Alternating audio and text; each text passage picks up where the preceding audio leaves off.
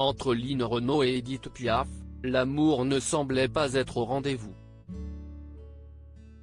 Si la chanteuse ne peut plus témoigner de la relation qu'elle entretenait avec la comédienne, cette dernière a assuré face à Léa Salamé dans l'interview Femme puissante, sur France Inter, qu'elle ne gardait vraiment pas un bon souvenir d'elle. En tout cas, moi je ne lui avais rien fait, a commencé par se dédouaner la femme de 93 ans avant de raconter ce qu'Édith Piaf lui aurait fait vivre. Le directeur artistique de chez Pathé Marconi, le label de Line Renaud et Édith Piaf, note de la rédaction, m'a dit, il faut que tu arrêtes chanter pendant au moins 1 an. J'avais tous les succès actuels, les disques se vendaient.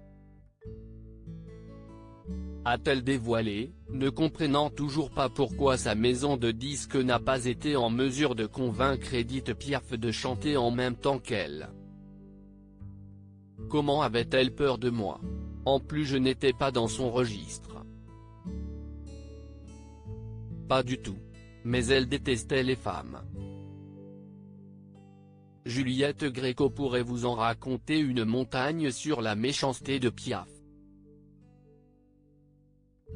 Elle était très méchante, a encore lancé Line Renaud toujours très remontée contre cette dernière. Elle avait une revanche à prendre sur la vie. Et donc sa revanche c'était les hommes. Ils étaient tous, les uns derrière les autres, dans le lit d'Édith Piaf. Et donc elle détestait les femmes plus jeunes.